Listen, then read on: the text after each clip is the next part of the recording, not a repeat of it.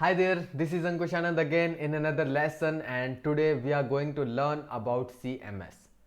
We are on the module 1 of the internship program where we are learning about the web technology, and this is the lesson 4.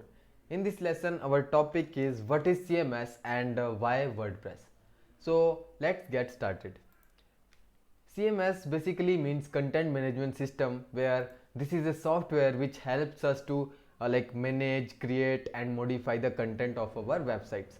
Now this doesn't need any technical skills or specialized skills where you have to be you have to know the coding or anything like that. It's going to be a simple admin panel where you will get all the options to manage the different type of content like post pages and products or any other type of content as well.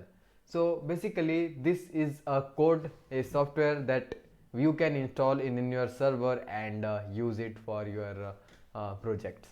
Now there are a lot of CMS softwares which are open source, which means it's free to use and customize. You can download and use it any way you want, and you can customize it, edit or modify it as according to your need.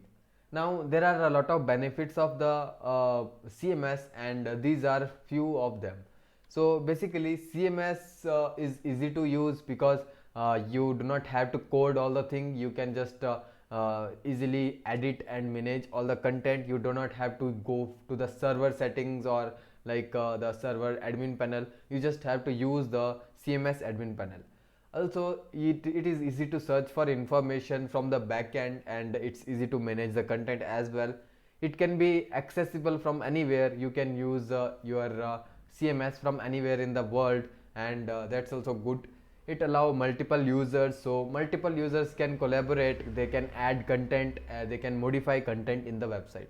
Also there are instant content updates where if you update anything it will get updated all over the place. Also it's easy to scale and easy to update. So basically these are just a bunch of the benefits of the CMS, and these are not that important, but yeah, they were worth mentioning. Now the most important part is that almost 50% of the websites on the internet are using some kind of CMS, and that also open source CMS.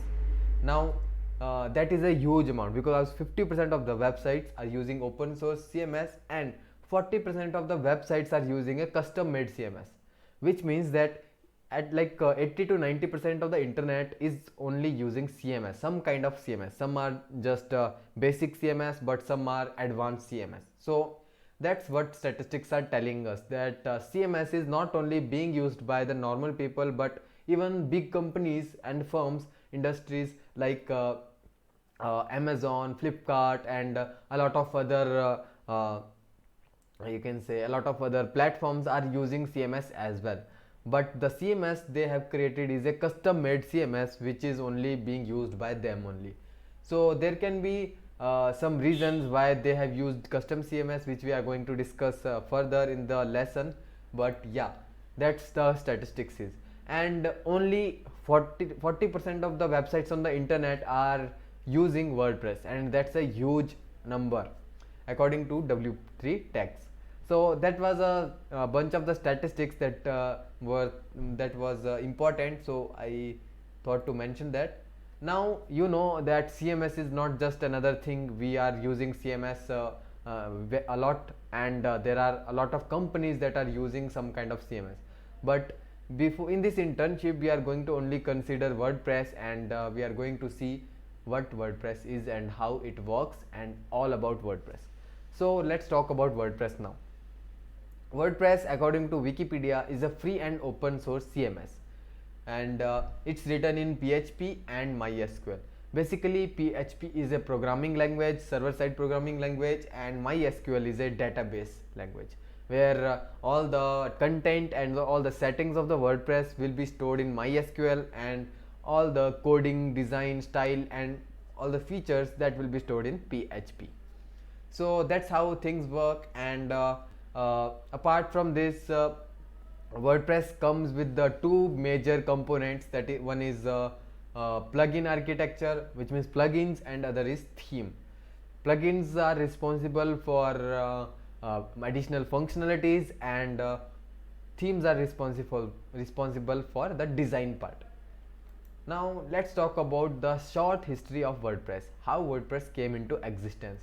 So in 2003, Matt and Mike, two people, worked on WordPress and developed this open source CMS, where it was created from abundant software that was used to exist earlier, which is B2 name, which is named as B2.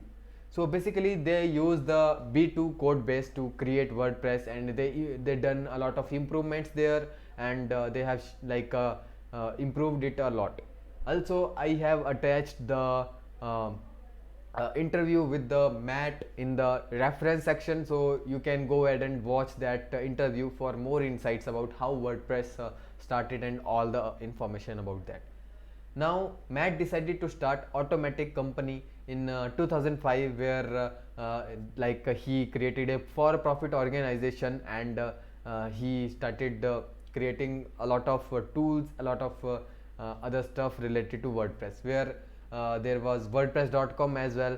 Nowadays you may have listened about WordPress.com as a platform, so that also is owned by Matt, which is Automatic company, and Akismet and BB Press, WooCommerce, all these products are owned by Automatic company.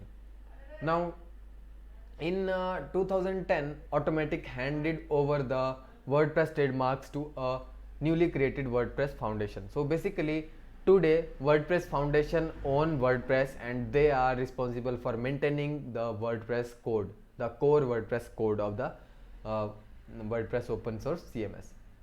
So that was enough history. Let's talk about two things that exist today, which is WordPress.com and WordPress.org. So now you know that how things came into existence. Let's talk about this.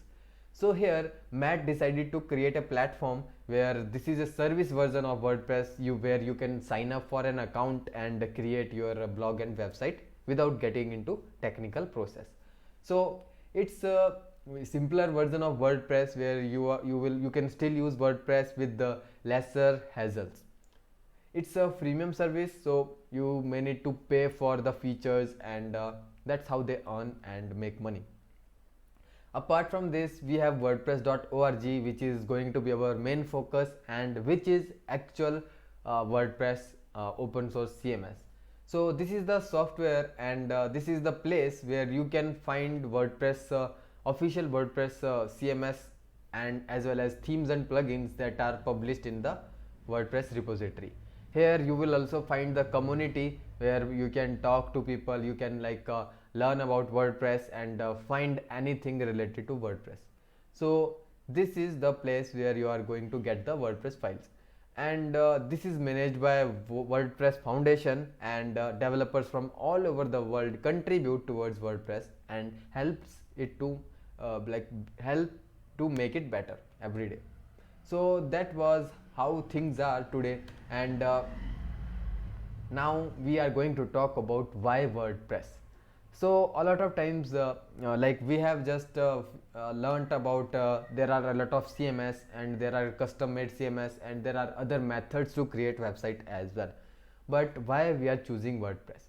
Basically the first reason is the largest community support, because WordPress has the largest community of the developers as well as people who are using it and creating content. There will be people who will be teaching you how to use WordPress, like there will be mentors like me as well, who are going to train you from being very basic to very advanced stuff. So there is a lot of community out there who will be helping you with every problem that you are going to face. Now secondly, availability of the themes and plugins with almost any type of features. So a lot of times in another CMS and another methods, you are limited with the features and all the functionalities, but here you are going to get almost any type of features used in WordPress. So there can be themes and plugins that you can pay for and get those features without any custom coding or stuff like that. So there is huge availability of the themes and plugins. Now this is sometimes also less costly in comparison to the other methods, and supported by almost all hosting providers with special features for WordPress. So basically, till now, if you have already bought a hosting or domain, you probably have found out that there is WordPress hosting and there is a WordPress installer in every cPanel out there. But if you don't know about that, it's all okay. We are going to find that as well in next classes. So basically, almost all the hosting providers support WordPress and they have special features for WordPress as well. So that's one more reason for using WordPress. Now there can be a lot of other reasons as well, but for now these were the points that were worth mentioning. Now I have already told you why to use WordPress, but the most important part is when not to use WordPress. Because if you are not sure and if you are just trying to get everything done in WordPress, I think you may not be like getting the work done properly. You may run into issues. So basically, let's talk about when not to use WordPress. So basically, when you are creating a static and basic website, you should probably be using something else. Now, for example, I have to create a 4-pager website or like 1-pager website. So it's not good, it's not productive as well as efficient to use WordPress, because WordPress will come with a lot of code, a lot of stuff, and also like it will need a lot of resources as well in that case. So it's better to use something else. You do not have to like you should not pay for the database and all those resources that WordPress need in that case. Now second is when you need a fully customized solution, when you need something serious and something big. So in that case, most probably WordPress is not going to work for you. So better either hire a developer who will be or even a team of developer in that case. Now the third thing is when you want to have complete freedom, complete creative freedom as a designer or business owner, then also you need to use something else like Webflow. Even Wix can help at that time. So not everything can be possible in the WordPress if you are trying to be creative. So that also a important point here. And if you have more resources, you should also go for something else. Like if you have more money and like you can hire a proper developer and like make them code the website for you, it will be far better than using WordPress. Also you can go for other platforms like Webflow, which are better than WordPress in some cases. Now if you don't have much time, also in that case also you should not go for WordPress, because there is a good amount of time that you are going to spend on learning WordPress, because it's going to take time to learn it as well. So that was when not to use WordPress. And now one more thing, why not to use WordPress. So why I personally hate WordPress, that's also the same topic here, why WordPress is not good. So I am telling you in this course about how to use WordPress, how to create website using WordPress from basic to advanced, but I think this is also very important that you know why WordPress is not always the best thing, and you can make a better choice choosing something else when it's not needed. Okay, so I don't want you to stick to WordPress only, and I want you to explore the market completely according to the need of the business. So WordPress, whenever you are creating websites using WordPress, there will be a lot of unnecessary code, and mostly like 80% and 80% to 70% of the code will be unnecessary in the page. So that's a huge amount, and that's why I personally hate WordPress a lot. So also it can be easy target by hackers, because all the code of WordPress is open source. Anyone can view how it's coded and they can like find the flaws and security issues in that. Now themes and templates also can make your business feel like a copycat, because you are all like mostly people use the themes and plugins, and they will just install the theme and import the demos and change the content. So it may feels like a copy to the some people, and to your user it may feels like a copy. So that also a negative point. let's talk about software updates. So although it's they are necessary, but sometimes it can also break your websites. So that's also an important point. Now we have a lot of options in terms of plugins where we can add any type of functionality in WordPress, but here is the thing. If you add a plugin, it's always going to add the amount of risk that is going to come with the plugin, because there can be the security issues and vulnerabilities in plugins, and also plugins can cause conflicts, because a lot of people are creating plugins just as hobby. Maybe people are not even maintaining the plugin and they are not even serious about that plugin. So that's an important point here, that whenever you are adding one more plugin in your WordPress installation, it's on giving like one more reason for the hackers to hack your website, because it's going to add the risk as well. Also, speed and server load and the responsive design is what sucks in WordPress. Because of the unnecessary code, the speed will be low and server load will be high. And also responsive design, where you are trying to create a responsive design. In that case, the unnecessary code will increase more and more, and it will also be slow on the same time. Now the second last point that is very important is that WordPress isn't free at all. We all think like WordPress is free, you can download and use it, but WordPress isn't all that free. इतना भी free नहीं है जितना हम सोचते हैं. There are a lot of things that you have to pay for. You have to pay for premium plugins, a lot of features you will have to pay for.